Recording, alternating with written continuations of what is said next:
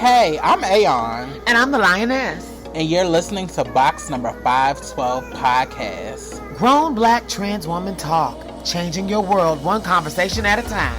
The show begins now.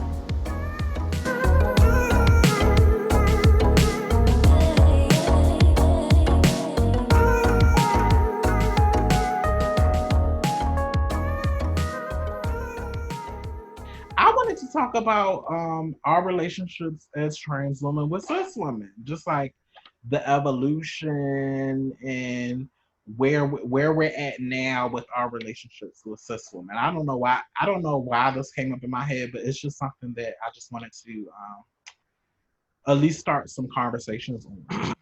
Well, you know what, girl? I think when we were discussing it, what came up to my head and what I was thinking, where I was thinking you were coming from with it when you suggested it in the production meeting was, we have had several conversations that tertiarily talk about our relationship with cis women in our lives. Like, we talk about it because we have them, and we talk about our cis women friends, but we also talk about some of the issues.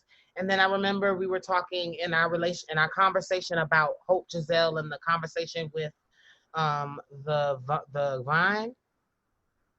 Is The that grapevine. huh? The grapevine. The Grapevine, yes. We unpacked the way that we feel cis women sometimes forget that we are a part of their community and that we love them. And when we were giving our analysis for Hope and talking about how a lot of cis women are treating us in ways. So I do see where you were coming from, and what I love about this topic is it's going to give us an opportunity to not just talk about like the issues with cis women, but like I love that I can talk about the growth and the love that has been shown to me, and how I wouldn't be the woman that I was today without my cis relationships. You know what I mean? Right. Um. Well, I guess for me, well, I'll start it off. So with so initially, like pre-transition, I was always the type of BQ that like I had like close friendships with cis women, because oftentimes like they were especially the black cis women, they were the only ones that I could relate to in terms of my femininity back then. And but however, in high school, it wasn't like a collection, like it wasn't like me and like a group of like friends and we were all friends together. I had certain cis woman girlfriends where I was friends with them individually. Like I was like the hub and they were kind of like the spokes, and I would hang with different ones like during my high school, and I loved them all equally, all the same. I didn't love one more than the other, but they all weren't friends with each other, and they all ran in different circles. So I would just hang out with them and befriend them when I could. And I was kind of like the token, like butch, because I was super feminine, and I definitely wasn't friends with the boys. And yeah, so that wasn't a thing. When I transitioned, so what ended up happening is my friends from high school, all of them went away to college. So it was kind of like a hole where I like for a long time I really didn't have any no, that's a lie. I didn't have a group of cis women friends, but I had one cis woman friend that I went to high school with, and we ended up going to Morgan together. Hey, Mackenzie Boo, that's my girl. When I started to transition, I guess that's when things started to change. So my cis friends that went away at school, we were still friends, but we were kind of distant. So I didn't have that intimate day to day relationship with them. My friend that Mackenzie, who I went to high school with, who I went to college with, I was hanging out with her a whole bunch, and she encouraged the transition. She was one of those like rare cis woman friends that was like here for the shit. And as a trans woman, you really don't get too much of them. Like she's the type of cis woman friend that wasn't like jealous or intimidated by you and actually wanted to help you get your look. So I remember and then she had queer people in her family, like she had trans cousins, and then her older brother was gay. So for her it wasn't nothing new. So I was able to have a constant in her. Um but for a big chunk of my life up until now, with the exception of Mackenzie, I really wasn't around cis women like that other than her and then my mom. Now, let me And, ask you. I know that when you were in school, you were a part of a Black Women's Collective, and can you tell them a little bit about that experience? Because I know that that you were connected with some black, like with some Black women in leadership programs while you were in school. well, What that what do you think was what do you think kept those relationships from getting deeper, if they did, getting deeper than they did? that was law school, so that comes along later. Um, but before we get to that, I just want to say, I got it. Cause you, okay, I'm sorry. I didn't mean to ruin you. yeah, I yeah, just want you to make sure you remember. I'm sorry, girl. My bad. yeah, no, Mackenzie and all of that. That was like more like my Morgan State years, like my Got you, undergrad got you, got you. years. I don't be knowing the names, girl. So that's where I messed Yeah, up. yeah, yeah. So, but for a long time, so with my core group of high school girlfriends, like gone, living their lives, doing their thing. That's like in college. That's when I really started to get into like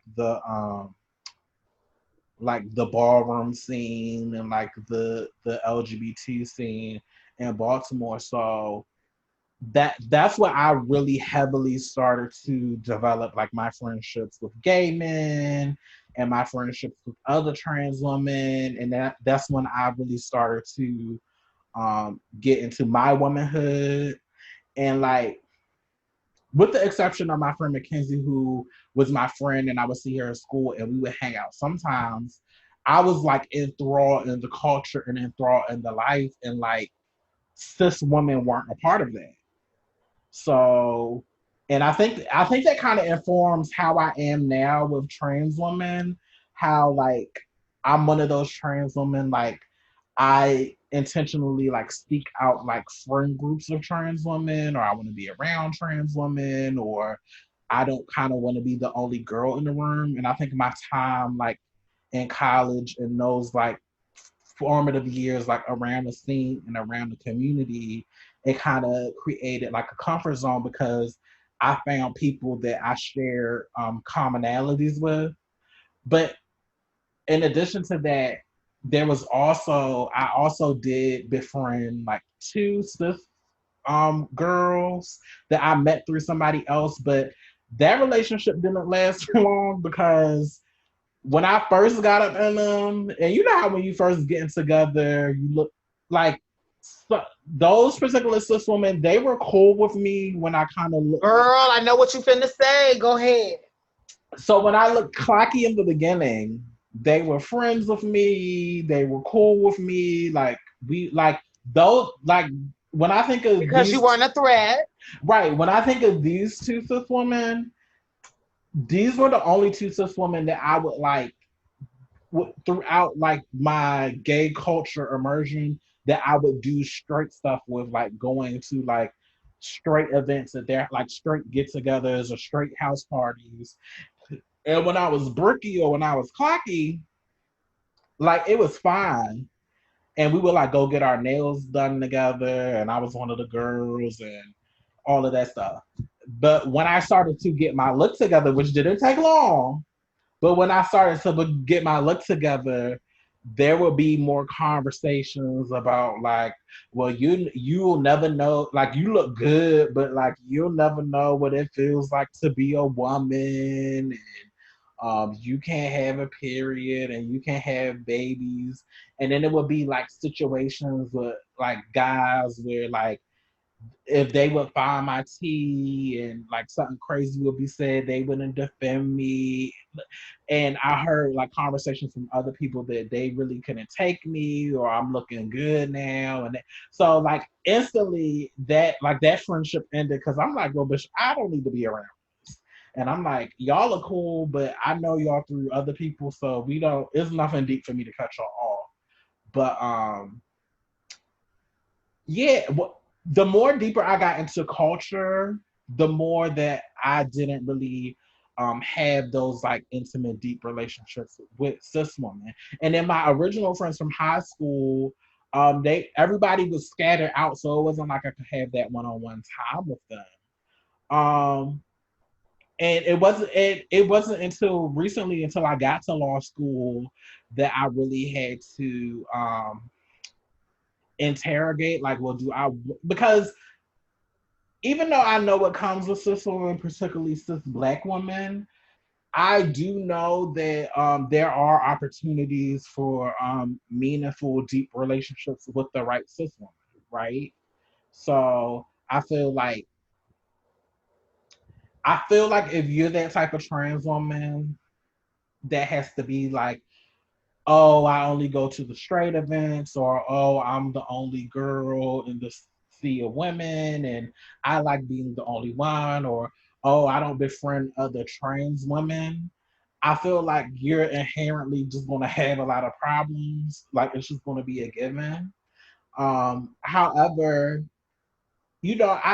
I still see the benefit of having relationships with cis women and having like these cross cultural conversations and really being in tune with each other and really learning from one another. So it wasn't something that I thought about until I came to law school and I was in a new place and I had to not make alliances with people, but I had to open myself to meet new people, and there are no other trans folks like me in the law school arena.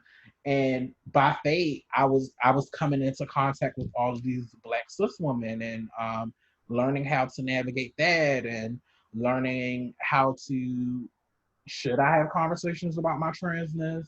Well, I don't know how much to Mm. tell. I don't know how Mm-hmm. they're going to Mm-hmm. take it. Are they like, can they handle it? Is this going to be a competition thing? And I will say that now, for the most part, it's been a positive experience. Like, especially with law school, I definitely feel like I've come out of law school with relationships with black cis women that I can lean on, and like they're my sisters. Particularly a lot of black cis queer women. Like throughout my time at law school, it's been like black cis queer women that have like carried me or that have put their arms around me and that have really done for me. Um, so like now I think at the point that I am now, I'm more open to relationship building and cultivating those friendships. But on the other end, I think for me, it has to be on an individual basis because like on a group base, like I don't on a group basis, like whenever you try to do stuff with like a group of black cis women and you're the only trans woman, it's always gonna be that one cis woman that's like in that corner, like giving you the up and down, steering you up and down, trying to figure out how are you in the mid, like you just know these conversations are coming. And I don't really do group dynamics well anyway, but I'm more interested with black cis women, like really cultivating those one-on-one relationships, and I feel like I'm more skilled to do that now than I was back in the past. And even with my friends from high school, um, I'm still in contact. Like it's the type of relationship where I can pick up the phone and call them, and we just talk. And a lot of them accepted my transition and were very supportive and everything. It was only one girl from high school that was really resistant to me when I told her to like stop calling me by my dead name and I was transitioning and all. But I really think she wanted to have me. So that's what that was about. But yeah, I feel like my relationships with cis women had to evolve. Well, Mm-hmm. evolved, and they had to evolve only because I had spent so long not really cultivating relationships with them, in law school put me in a situation where our paths were crossed, and we kind of, the ones that I really connect with and still am in contact with, we find like mutual support in each other. And now I haven't felt any inklings, particularly with the straight ones, that the straight ones that I'm like in contact with, and in contact with, I don't mean acquaintance, like I mean like call bitch call a bitch on the phone and tell a bitch all my business. I don't Mhm. feel that spirit of competition that you can feel with trans women. I mean not trans women, with cis women. Right. You know what? And I think that's a key denotation, that it's nothing like having that relationship with somebody that you don't have to explain the the shit that matters to. Does that make sense? Right. Like, it's I can there's a certain, there's not a mystique to me when you say, oh, I was with a piece and we did X, Y, Z. Whereas with our cis friends, there's still that level of like, there's still a level of separation that I want to have with you, just because I don't want you to get too comfortable. You know what I mean? Or I don't want you to feel uncomfortable all the time because you can't handle what my life gives. Right. Because I know I'm challenging so much already just with Right. you having this trans friend, and it's amazing how that in a weird way, we've even internalized that poison of feeling like, if you're my, because if you think about it, if they're really your friend, you should be able to be as open as they are. But it just Right. goes to show by our lived experiences that we've had friends that were fair weather friends that came and left as in seasons, because they begin to feel uncomfortable with the fullness of ourselves. You know what I mean? Right. So it's just you touched on so many different levels there. I don't want to interrupt, but go ahead, girl. No. I said all I said. I wanted to take a break so you could get in and you could talk about your experiences. Yes. Well, so while you were talking, I kind of had to do an outline because I really wanted to be really accurate, because I feel like it's powerful. The wisdom in this, and the wisdom in my experience has come through these relationships, be how they maneuvered and whether or not they ended up good or bad or whatnot. And also a lot of these relationships are relationships that, like my sister, are ones that have evolved and become different things. So the first I want to talk about is the woman who brought me in the world, my mama. My mama, from a very young age, I was identified to be a gifted child. I spoke faster than I should have. I read faster than I should have. By the time I got to kindergarten, I already could read, and I was reading at a fifth grade level. Like, I was I was a prodigy at a very young age. Now, my mama, because she knew that I was smart, she took me, in a way. She didn't treat me, she didn't baby me. And so my mother was very, she had conversations with me. I don't remember my mother would have conversations with me about things that she would not with my siblings. I was given this special license to her because she perceived that I perceived things on a different cognitive level. So my mom at a very young age became like I became her confidant. And I don't know if all of it was necessarily the greatest, to be honest, but my mom relied heavily on me emotionally, and my family relied on me very heavily. So my parents, while they're both professionals and they work, at a very young age identified in me that I had a skill set with the English language, and that I was very gifted in the way that I wrote. And so very early on, my family, and more importantly, the technology gap had closed in on my parents, and they weren't really familiar with computers like that.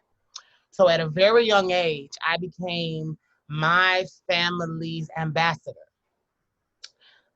So then when we had came on Financial Times, and there were times where there needed to be letters sent to financial people or bankers or mortgage companies, I was the person drafting them. When my father would change careers and need to resign from a job, I was that person. And so, and even in the hard times, I was trusted with this information to keep away from my siblings. because they understood that we're telling you this, but make sure you don't tell nobody else this. And I guess because they knew that I kind of kept the trust, they shared, both of my parents, probably more than they would share with the average child. So at a young age, my mom very leaned heavily in on me. And in return, I think what happened, she also identified me as a trans kid.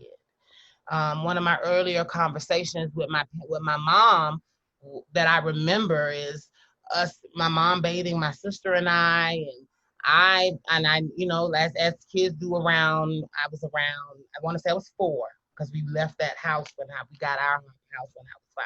So yeah, I was 4. And um the memory, because I remember the house. You know how it is with these kid memories. A lot of it be just like a cloud, and then it'll be like one memory that's like dumb strong, where you can remember the smells, tastes, and sights and all that.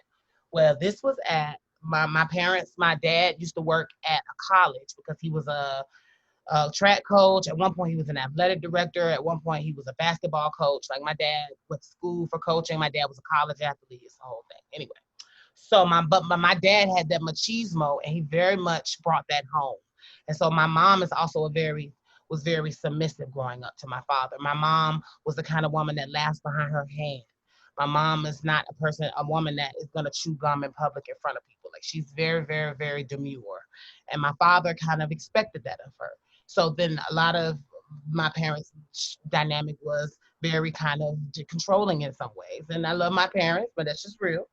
But my mom, because of that situation with my father, needed a venting outlet, and she vented on me. She vented with me. But in this incident with my sister, I remember being in the tub, and I remember saying to my mom, "What's wrong with her?" And my mom saying, "What are you talking about?" And me realizing that my sister did not have a penis, and saying, "What's wrong?" And my mom was like, "She's a girl. Girls have," and she had the conversation, "And you're a boy." And I remember me looking her right in her eyes, but not saying, "No, I'm not a boy. I'm a girl." And I remember her looking at me and saying, "Don't say that. You're a boy. Sit down." Because I had stood up. And she was like, "Sit down." And I remember splashing down in the water, man. And I said, "I'm not a boy." And she stopped me and she said, "Don't say that again." And then I remember her telling me to get out of the tub, and she drive me off, and and while she was driving me off, she kind of was looking away from me in the distance, like while she was driving me off real fast. And I remember her driving me off, and I remember her looking into the distance, and I remember just kind of like, she looked sad, and I didn't understand that. Now, as an adult, I think it was fear. I think my mom was concerned for me. I think it was something that she didn't know how to process, and she was just trying to, what the fuck was that? But from that moment, I think she realized that she needed to be protective of me. And so she was very, very protective of me. I wasn't allowed to do the things that my siblings did. My siblings were allowed to socialize. My siblings were allowed to. So I was kind of like this confidant protected in this cone of silence. But because I was trans, my mom didn't really want me. And she could see that I was different at a young age, and that people would treat me different, and I was bullied, and people wouldn't let their kids play with me. And she felt that trauma impacting me. So they kept me tight. My parents, though, as I began to mature, could not understand it because they were trying to be respectable folks in society, and then here come this trans kid. And so by the time I was in high school, there was major tension around my expression and how I stood and walked and acted and talked. And I began to stop coming home around 17, 18, running away for periods of time. And then I eventually left home, didn't leave a note, moved to Atlanta. It was the whole thing. That relationship with my mother, though, was affected for a very long time because my mother has never to this day said anything not good about my transition. But my mama has, in a lot of ways, at one point, it was like it was best for all involved and for her not to explain to people. So I felt like she was trying to erase my existence. And it was very, very painful for me, which leads me to my next relationship, my grandmothers. So my grandparents, my fraternal and my paternal and maternal grandparents were both very instrumental in my life. My grandma D Bell, she was a beautiful, beautiful dark-skinned chocolate Geechee woman, and she kind of had she looked Native American, and she had these like, she was deep, deep, deep, deep, deep chocolate, but she had the most beautiful high cheekbones and the prettiest hair, and she had this beautiful high melodic voice. Think Michelle A. Like my grandmother had the most high voice, and it was just, but she was the woman that saw me at a young age as a trans woman and was like, I got you, baby. This world gonna be mean, but I love you. And I would sometimes just go over to her house and I would be kind of quiet and stoic because a lot of times we would go to my grandmother's house for babysitting after my mom because my parents were, I was before I was able to be a latchkey kid, I had to go to my grandma's house. And I just remember her always saying to me, like, it's you don't worry about what nobody ever's gonna have to say about you. You remember that you are going to be somebody and it don't matter. And I love you no matter what. I don't know, no matter. And she said, and I remember her saying, I love you no matter who you are. And I was just thinking, no matter who I am, because this is again before I had an awareness of myself. But at a young age, she could see that I was going to be different. And that was so affirming to me. So I was on grandma's hip when me going over her house was heavy because she would let me talk. She's the one that taught me to cook. She's the one that really, really spent a lot of time with me. Like, even with my siblings would be outside playing. I would be in the house with her. And she'd be like, you don't want to go outside and play, baby? And I'd be like, no, grandma, I'm fine. Because I just love being up under her. Now, my mother's mother, my mom it comes from a very big family.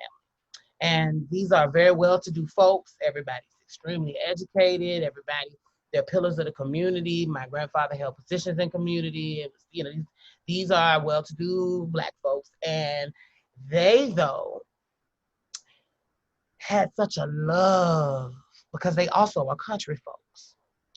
And they have such a love for one another that is so deep and intense.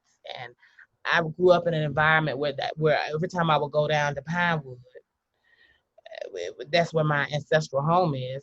But my parent, and mind you, that home is connected to the plantation up the street that my people came from, because we are the descendants of the family, and we were inherited land. So we never left the plantation for real, for real.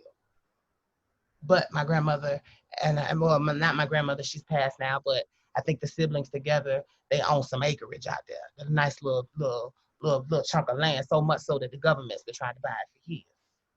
But anyway, that's why my people are still down in Pinewood. But when I would go down there, it would be this cocoon of love. But my grandmother had dementia, and so she was very, sometimes she wouldn't know everybody's names, even her kids' names. But my mom was a particular favorite of hers, and she would always call everybody my mom's name. My mom goes by the nickname of Honey. And she'd be like, honey, is it honey? And she would say, hey, honey. She would call everybody honey or she would ask about my mom until my mom arrived. And so when my mom came, and she would come with me naturally, because, out of all these people, my grandmama singling out my mom and her family, of course, I was very close with that grandmother. So though it was a big family, my grandmother would go on these walks with my mom, and then around the lane. And the walks would be long, and it was a long dirt road. And like I said, if you go like a mile or so up the dirt road, you would get to the plantation, but it was a long dirt road, and it wasn't paved when I was a child. And I remember walking in the red clay up the dirt road with my grandmama and my mama, and them talking and them talking. And I remember my grandmama asked my mama one time about me. She said, this one, because I never left my mother's side. Oh, never left my mother's side when we were not home. And even though I have siblings and all that, like it was, I was who I was. Just me and her was just like that. And so we were walking up the street up the dirt road on the land with my. Now we not worried about no cars, so we walking in the middle of the road, and we walking with my grandmama, and we walking real slow, and it's a beautiful day. And I remember my grandmother saying to my mama, "This one here," and I didn't turn around because I was walking ahead of them. And I didn't turn around, but I immediately, my ears pricked up. She said, this one here, be around you all the time like this, huh? And my mama said, yeah, yeah, we close. And my grandmama said, you keep him close. because this one here gonna need you. And my mom was like, mm-hmm, mm-hmm. And then that was that on that. But I remember in that moment, that was another affirmation to me from my maternal grandmother that she saw me and that she knew that I was not around my male relatives. I wasn't at the house because if I was at the house, I was expected to be with the boys and be with the male relatives. The boys play outside. The boys be with the men. The boys be in the woods. The boys be hunting and shooting with their uncles and stuff. Like I'm not that.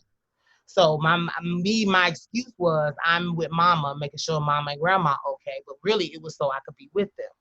And but I love that my grandmother could see that, and for me, that was just affirmation, and it was love, and it was I idolized both my grandmothers. They were superheroes to me, so it was just a big thing.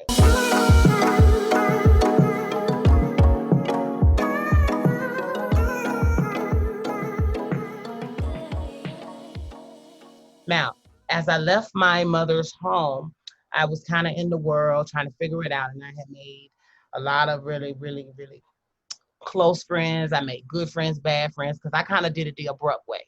I came into the street. So I literally went from being this country kid and coming to the big city and being thrust into this environment where I did not prepare, I did not have money, I did not adequately have nothing. And very quickly I was in dire straits in a lot of situations when I was young here.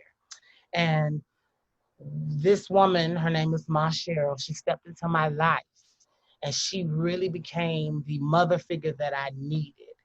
And she's like and to this day, she's like somebody that I will always cherish because at this point in my life, my mother and I, we were never estranged because again, my mother's never said anything horrible. My mother's the kind of woman that just won't say anything. And in the silence, you will feel the pain, bitch. So my Cheryl, though, she was this gregarious woman and she just saw me for who I was. And she just completely enveloped me into her bosom. And she would give me her clothes and her makeup. And she would just be like, baby, whatever you need. Because I also was a little foundling at that point in my life. Like I wasn't really connected to nobody. And I was kind of homeless and going through stuff. And she just was like, I see you and I want to help you. And if you will let me help you. And it just goes to show God will send people that are not even people that are like your family just to help you. But this woman saw me and just embraced me. And that relationship was instrumental to me. And it's one that I cherish to this day, though we don't speak as often now as, you know, how life happens. But I still love Mom Cheryl and I cherish her forever.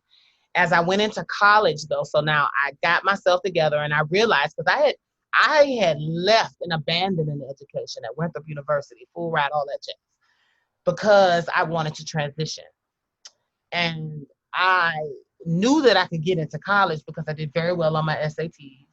And um, I, I had very good grades in school. So going to school was not a problem for me. I knew that I could get into college. I just didn't know if I wanted to go or if I could living in my truth. But when I finally got over that, I got into college and I went to Georgia State University and I met so many different people. That's a very diverse school. It's really like a HBCU because it's a very large, dominant, even socially on campus, it's a very large, dominant African-American population on that campus. It's because it's in the heart of downtown in Atlanta and it's only miles away from all the HBCUs. So you know how that goes. Anyway, Georgia State was my college. And like when I was at school, I made a lot of girlfriends. I did have a college experience. I went to spring breaks because when I got to Oh, college, but you did the real shit. oh, bitch, I went to spring breaks. I was in the club dancing on boys who didn't know my team, praying to, praying to God that I didn't see nobody I knew and they would spook me in the club in Miami. I'm in Wet Willie's. I'm on the beach.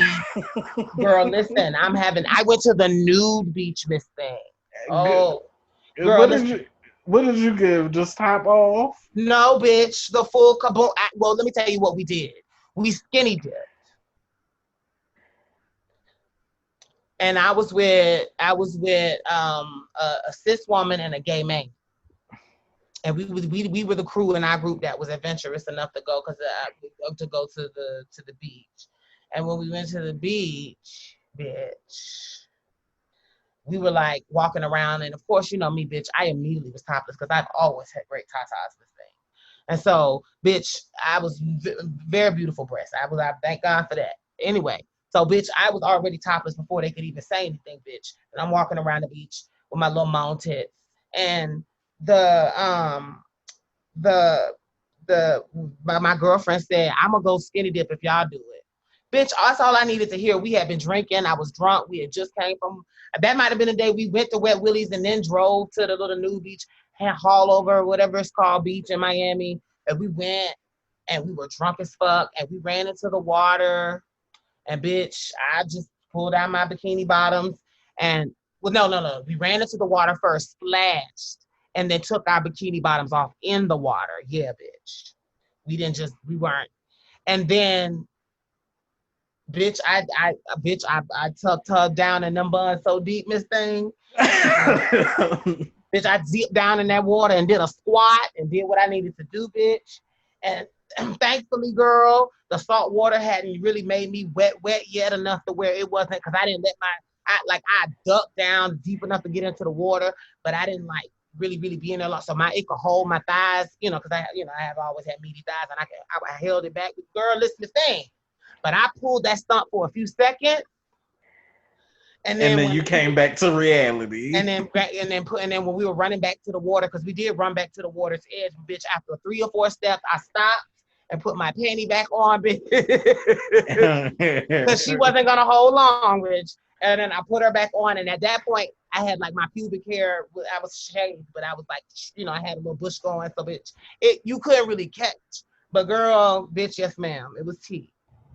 So, bitch, you got me distracted. Anyway, that girlfriend and the girlfriends that I used to go with down there we were all a part of this friend circle in college, and we were really, really, really, really close, supposedly. But as all things, and it's not shade to them, we eventually, you know how you find yourself in college and you make new friends. Well, for them, I feel like I was one of their college friends. They're one of their weird college friends that they'll tell their friends about, that I'm still Facebook friends, that they'll probably click on and be like, oh, ha, ha, ha, ha. You know what I mean? Like, or not ha, ha, per se, but like, oh, I know her. She's a good person. I'll be their trans friend, but not necessarily. When we left college, it was very intentional that they did not want to hang with me. Like, it was immediate, like, upon graduation, it was just like, it started getting shady immediately, and it was just like that. Now, in college, I made other friends, and I've always had really, really strong NATO friends, and here's why. Because I did transition the way I did, kind of like as a runaway on my own, and I would encounter the girls like when we would socialize on the stroll or when I would be in the park, but I kind of avoided other trans women for safety purposes, just because I was from the country. I perceived the girls to be kind of loud and a little bangy, and I didn't even know what the word bangy was then. I was that green bitch, so bitch, I hadn't even been to a gay club when I first was homeless. So, bitch, it was like I was immediately thrust with people that were very knowledgeable, and I had known nothing, and I still believe that I was going to hell because I was raised that way. So, bitch, I was trying to unpack all of that, and cis trans women at the time were not people I was trying to hang with. So I really leaned into my cis relationship. But what I found was in my senior year, I found my trans community. I got to that place where I was starving and no one was feeding me. And there was no relationship that could feed me like someone that would understand me. So I began to seek out resources. First trans person I reached out to was Dee Dee Shambly. Shout out to her. And then, I held an event on campus specifically because I didn't know no trans events. I didn't know no trans communities, and I had got active my senior year, and I didn't know no event. I didn't know no trans people, and I wanted to get to know the trans community. So I purposely held an event on Georgia State's campus, got the kids to get credit for their sexuality classes, and had an event on campus with my friends in Blackout. Shout out to the organization Blackout with my best friend Lamont Sims at the time, honey. And we went and we had this event just so I could meet the girls. But before then, I didn't.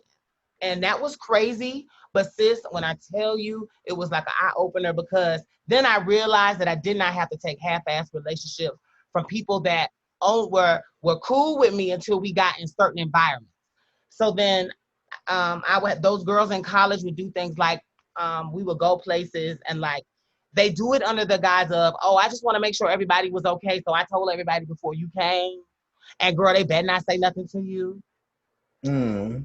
And it gave very like, I told everyone that you were coming, so they would be ready. So that bitch, you've been disarmed because now you become the thing. And then so I told everybody to be nice to you. So then now when I get there, everybody's being weird and nobody wants to look me in the eye because they're scared to offend the tranny and get put out of your house or wherever you're at because you've made a big thing. And it was really to other me. I realized once I got in community and I realized that it wasn't always have to be a big deal that I'm the trans.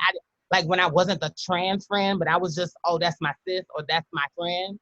Bitch, it was amazing to me because then it was like, aha.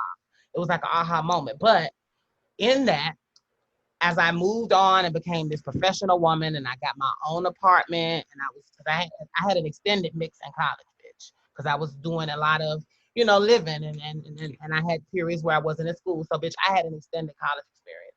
But in that, I was moving. I had got apartments. I was having men. I was having relationships. I really had got distracted by some of my long-term relationships when I was too young with men that were too old. And bitch, that's another podcast. But anyway, bitch, I was always a girl that wanted to have her own. So bitch, I had my own apartment and I met my apartment leasing agent, Pam. Shout out to Pam. Shout out to my bitch Pam. Pam looked at me and was like, girl, after we signed the lease on my apartment, she said, girl, because it was like, bitch, because of my situation, bitch, with us getting apartments, girl, it's always a hoops, bitch. And so, bitch, she really helped me get that apartment. And when we got signed, she said, girl, let's go have mimosas. And bitch, I said, I don't have never had that. What is that?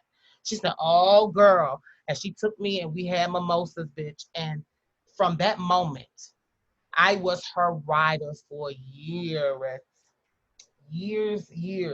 And that woman is the cis woman that was like not ashamed of me. She didn't give a fuck. She never made me feel no way. She would bring me around all the niggas. She would take me to the most, because she was now I'm not gonna say her last name, but my girl Pam used to be a dancer. And I feel Mm-hmm. like because she was a dancer and she didn't have that insecurity about her sexuality and She was already privy to the girls. she knew how men operate. She was like, bitch, I already know. Cause she was like, half of the niggas that I was dancing, that I was dealing with dancing, would be trying to get me to do threesomes with the girls. Like she was a bitch, I already know. So but she never ever made it a thing. Ever Right. in my life. To the point where me and that woman had done Christmases together when I didn't have family to go home, when my family and I weren't the greatest and I couldn't go home. Bitch, me and her have had Christmases. And that's this woman went out of her way to be my backbone. Her and her friend circle. Shout out to Erica, God rest her soul. She passed away a couple years ago. We were like this trio of, it was the two cis women. They'd known each other all their life, and they took me as their little foundling in their wing, bitch. And girl, they taught me the ropes. When I tell you we went to strip clubs, we went to bars, we went to house parties, and I'm talking about the kind of house parties in mansions where they invite the kind of girls like Pam, and she was bringing me as her plus one, bitch. Like she was bringing me to like I was around, not even to just, but I was in places where people would never expect trans people to be. Put it that way. I was in around famous people, and like what was crazy about her, she never made it a thing, and people just fell in love with my personality. And she was the one that helped me to see, bitch, if you don't make it an issue, it's not a motherfucking issue because I don't give a fuck. So, bitch, sometimes I'd be like, girl, Pam, I can't go in here. Bitch, these people, I'd be like, Pam, where did you bring me? And I'll be stuck in the bathroom putting on powder, panicking, bitch, like, oh girl, oh girl, oh girl, oh girl, bitch, because I'm in a trap house or some shit. You know what I'm saying? Bitch, Right. and I'm like, oh girl, and I'm in the bathroom in panic mode, and Pam would go in there and be like, bitch, you are bad. This niggas in here already asking about you, girl. It's a dude over there. He want to talk to you. I'm like, girl, bitch, I can't talk to him. She was like, girl, you're not gonna fuck him, sis, but be social. She was the one that helped me see that if I didn't see it as a barrier, no one else would. And bitch, that was the key to unlocking my realness. And the gag was, it was solidified when I was around trans women and I saw the mature trans women and how they moved. It was just confirmation for me that if you don't make it a big deal, but Pam, it took a cis woman, believe it or not, to tell me that. Because when I came into my trans mother's life, I was already kind of established as a woman, and she really just helped me really ground in my spirituality and really, really drive out the things that were like my religious problems and all of the hangups I had. That's what my trans mother. But Pam was the bitch that taught me how to be the bad bitch, and I have to give her credit for that. And now, as an adult, to finish it off, as an adult now, I have a wonderful relationship with the friend circle that I established with my husband. Shout out to the circle. We go to each other. We've been to each other's weddings. We at this point have known each other for a while. We know each other kids. We still hang out to this day. And I cherish these relationships because these are cis women that are married to men. And in some of the cases, at least in one of these relationships, I am closer to her husband. And my husband is okay with it. And she is okay with it. And I am closer to her husband. And we are besties. Like, no lie. And she's okay with it. And that is a testament to me too on how you can have cis female friends that are not toxic, that don't think you're trying to take their man, that are not trying to do nothing. Because she know me and him are comedians and we go back and forth reading each other. And it very much is like brother and sister. And I don't want him, even though he is fine, I do not want him at all because I respect. No, because I have to say that because I want to acknowledge that it's not because it's some nigga that's not. No. It's because I'm a trans woman. I'm a beautiful woman. He's a handsome man, and we don't want each other. He's happily married, and I am very happily married, and that's what that is. And we are good friends. And me and him read the dog shit out of each other. Like, we are friends in a real, genuine, pure way, and we are also each other's confidant and counselor. But if it were not for the strength of his wife, shout out to Keisha. If it were not for Keisha, my friendship with Milton could be all kinds of things. But I wanted to put that out there because cis women, y'all get a bad rap sometimes. I know that a lot of the things that we talk about systemically when we talk about cis women, a lot of times it sounds like because we're talking about the system, it sounds like we're talking about the people that are a part of it so hard. But I really want y'all to know we love you. You're our mothers, you're our grandmothers, you're our aunties, you're our aunts, you're our family members, you're our cousins, we love you. And we want you to embrace us with that same energy. And that the brokenness that we feel, that bridge that we're trying to mend right now, comes from a genuine place of us feeling hurt because we feel like you brought us into this world. You told us, the collective of Black women around us told us that y'all were going to stand with us, that y'all loved us. And then as a collective, there's been some shiftiness in that ability to hold us up in a way that we needed to be held. Yes, there are outliers. Yes, me and my sister clearly have very strong relationships with women in our lives. So we're not women that don't have relationships with women. We're not toxic Black women that hate on other Black women. We love women. We love our relationships that we've had with cis women. But I just want to say that it was important for us to have this conversation, Bree, because I really believe wholeheartedly that this is, if only we could focus on the similarities of our experiences, if we could focus on the ways that we are in love, that we work well together, and that we love each other, and that we borrow from each other, right, we will be okay. But it's when the power dynamic is set up where some cis women feel like when you become trans, you become a threat. They're okay with you in the beginning when they can laugh at you and talk to their friends and be like, y'all stop, that's my friend. But when you become a woman and you grow into your fullness, a lot of women cannot handle that. And it bothers them because then they now feel like you think you're doing this better than me and I'm a real woman, not realizing, sis, I've always been a woman and I experienced life the same as you.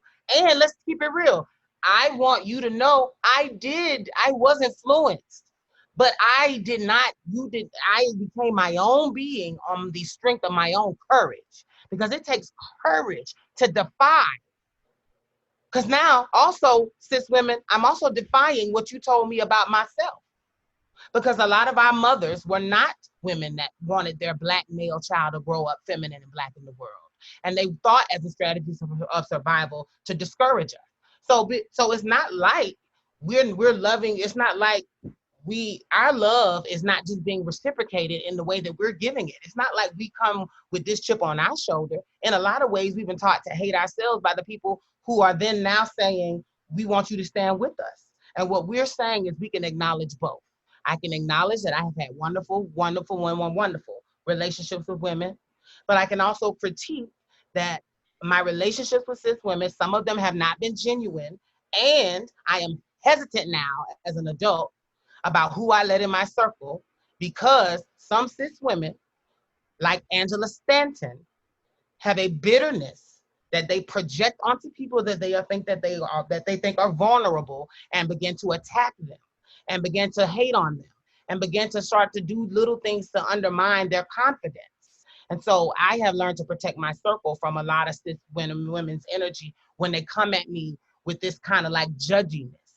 Even in our friend circle, there are levels to the friendship that I have, but in the cores, the people that I'm actually calling friends, there's not that because I can't allow that to be close. And I think what you're hearing here is us talking about both sides of it. Go ahead, sis. No, yeah, I just think for me, like, I'm not like I had like no shade. My going away cookout mainly cis women there, and Mm-hmm. that the beauty of law school that is really encouraged me to go out and seek these relationships. But like you said, with cis women now, the issue of my transness, I mean, not just me being trans, not that it's an issue. My transness doesn't come up, and when it does come up, it's not because I'm being interrogated about it. It's just something that naturally happens, and because I'm dealing with the life issue related to my transness, I'm with people, cis people, where I feel comfortable enough to talk about it. But it's very much a one-on-one type of interaction. Like even now, still, I would never befriend like a whole group of like cis women that I didn't know, because I just know the dynamics, and I know for me that's not safe. But like on a one-on-one level, I've been able to really create some beautiful moments with cis women and build some deep sisterly bonds with them. And for me, if you're not and this is the test, especially the cishet women. If I know that you're not in competition with me over a man, or you're not like I'm always like studying how you act when a man comes into the room. If you're Mm-hmm. not the type that's so pressed to have a man that you're willing to like throw me under the bus or engage in the stupid games, or your just whole outlook on partnering and your politic matches mine, then that's just a woman that I could befriend and like really build a sisterhood with. But I just think I just think as a trans woman, you just have to be careful and you have to be mindful that you're befriending cis women that are giving you the space to be you. And Mm-hmm. I know that's what has worked. That's what has worked for me. And and I'm glad we got to tell our stories, because I was the opposite. Like when I was in college, I was like going to college, doing my thing in the day, hanging out with my one because I don't really have stories of me hanging out with big groups of friends in college, because I was so into my ballroom life outside of school. So I was just going to school, doing what I had to do, and I was like in the streets, like running the city, hitting the clubs, having my life, because that's what was important to me. But being in law school and going away to somewhere I was familiar with definitely changed that. But I'm happy for the experience, because it really led me to reevaluate um, the type of relationships that I had with cis women. And it also led me to really evaluate the relationships that I had with cis women, even the ones from high school. Because, like I said, some of them are still good. We don't get to talk every day, but it's good. But then I've had some other cis women that are friends with, that I was friends with in high school, and now they've kind of like, I can tell that they fuck with me from a distance. But Mm-hmm. one in particular, she's like married to a pastor, and she like it was just at this one point she got She super first super, lady. yeah, she got super super super religious. And Mm. I was just like, in the back of my head, I was like, I don't know how this is gonna work. And then my other sister, homegirls from high school was like, "You still friends with her?" They was like, "Well, I don't know about her, but it's just I don't know. Being friends with cis women, you see how some of them are impacted by that performance of womanhood. And Mm-hmm. sometimes, if they have an issue with you being trans, how they feel like they have to let you go in order Mm-hmm. to perform and hit those benchmarks in their lives. And I don't know for sure if this is what's going on with me and my one friend, but I don't know. I kind of feel it. I Mm-hmm. kind of feel it. But like I said, it is what it is. You know, Mm-hmm. she's entitled to live her life. I'm living my life. And I don't, it's just a lesson for me to be mindful of befriending people that kind of give that type of energy. So I I agree. I agree. And let me say this is like I think too, and when we're talking about this, like I think that we also you hit on it on a little bit, but I want to just expound a little on the notion that a lot of cis women kind of get caught up in like the performative thing up the performative aspect. So let me say this too. I often think that some of it too is rooted in this suspicion around our motivations for being who we are because society has given them this very one-sided piece of the coin, and they really didn't they see us as sex workers, and the imagery, like how we were talking in our media episode about the imagery that is shown in trans people in media and some of the gut triggers, and I think some of those stereotypes kind of come up in their mind, and that's the reason why they demonize the men so hard too for even liking us, because in their mind the motivation behind this seems to be surface. And I feel like the only women that say that are women that have all that come into the situation not knowing a trans person and not really to wanting to get to know me for real as a person. These are the those are the women that when I already am a beginning to have a conversation with them, I can already feel very early on there once I dare, because even if you kind of maneuvering, bitch, there's only so long my politics are going to be held in the conversation with a lot of black folks, because sometimes people will say things and I'm just like, all right, well, here we go. So then I'm in spaces and I'll hear somebody will say something and I'll just be like, and I'll begin to speak my truth or talk about an issue related to community or whatever. And I can watch how the woman will just draw up and like you could just feel her pulling all of the loving feelers I was just getting a moment ago. And then in her mind, it immediately becomes, oh, you tricked me. And it's like, bitch, first of all, I don't get up then. I didn't know you were going to be here. Or if I didn't know you were going to be here, bitch, trust and believe I didn't go through years of therapy, a lifetime of stress and pain, a whole physical process just the motherfucking trick you, bitch.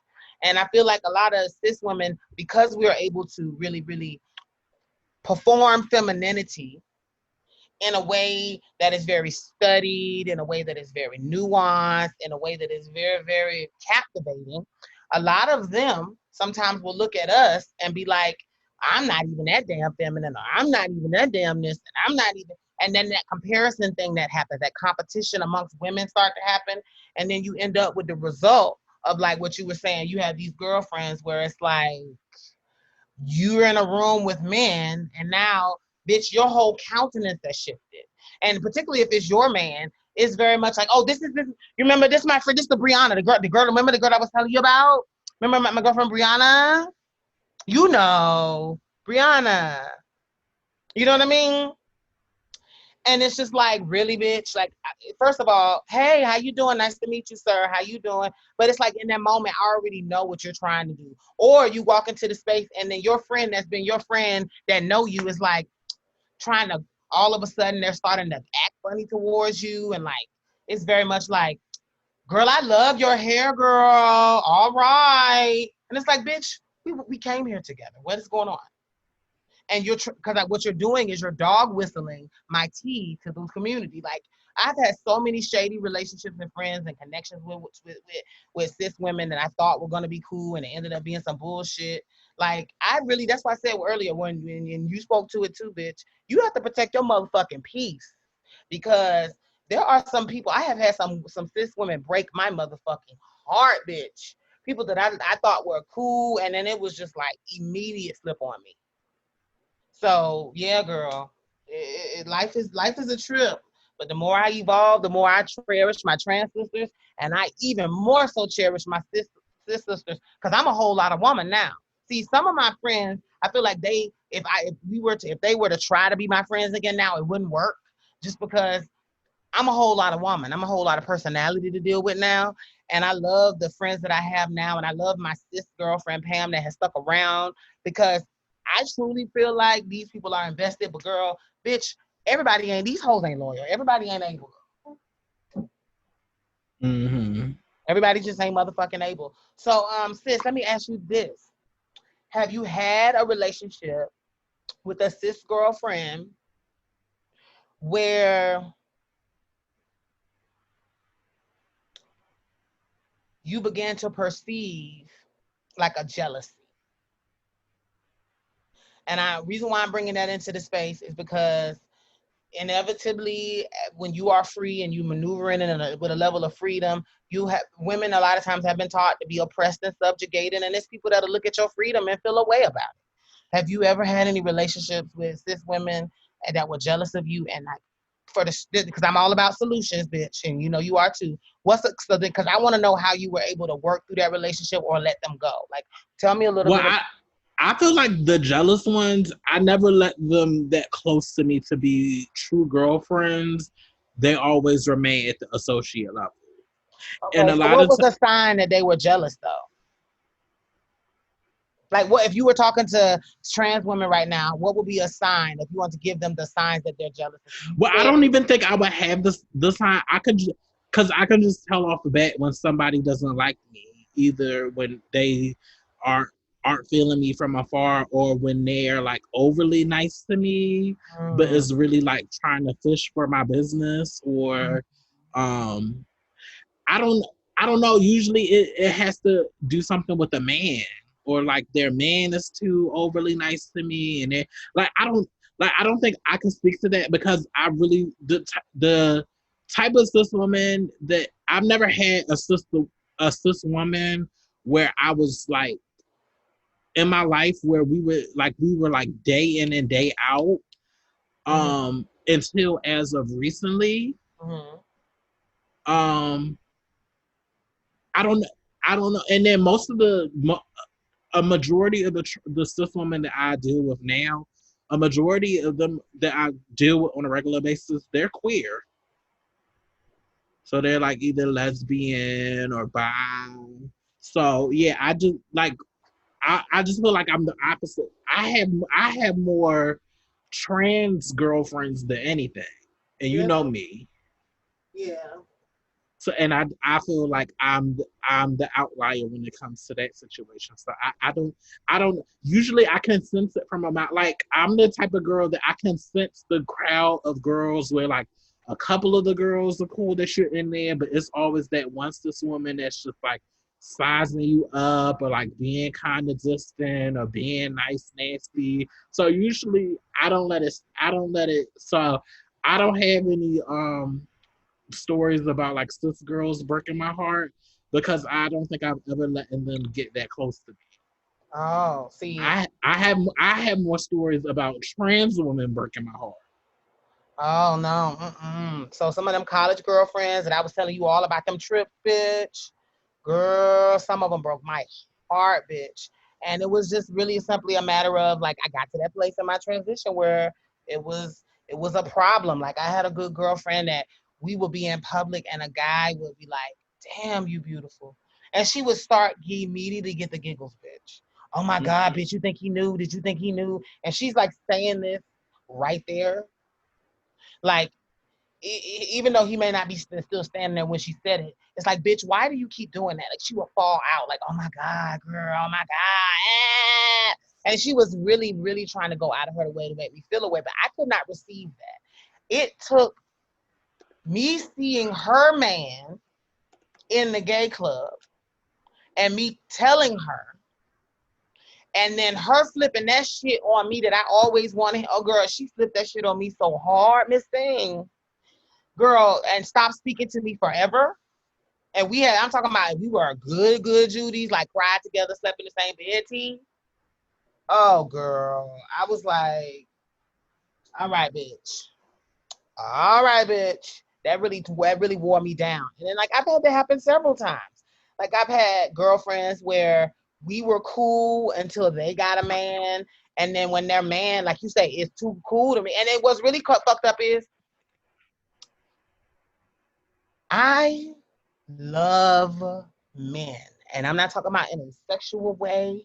My best relationships in life, some of them, the most toxic ones have been men, but some of the greatest ones have been men. I am a girl that has guy friends. I have guy friends. I am a girl that has guy friends. And like, I think I learned from Pam, because Pam really helped me understand the psychology of men in a different way, because we would socialize around a lot of men and like in school, and then I kind of tended to avoid men when I could. But like as an adult, like she really put me immersed in environments that were majority male, because she was a single woman about them paper, and she was teaching me how to be that bitch, honey. So I learned from her really how to like ground myself, but like keeping it 100, it's those are rare. Like I'm keeping it real. Like even the girlfriends that I had, that it didn't end in no shade, they very much, as soon as I got a husband and kids, I stopped speaking to the transsexual, because that is not acceptable. You know what I'm saying? Like I have girlfriends, we didn't fall out, it's no tea. They just stopped speaking to me. As Mm. I get older, that happens more and more often as people are getting older and they start becoming moms and they start joining churches, because now I want a community, and like I want a community, and so I'm going to join a church. And now that I've joined this church, I got to be careful who the church folks see me around. And even though I'm not judging you, girl, I've seen it. Or they get in corporate America and they're worried about people seeing them with, oh girl, or the friends that I had in law school that just stopped speaking to me. Oh girl, it was some tea, bitch. Yeah, I felt like I experienced that from my one of my high school girlfriends who became super religious.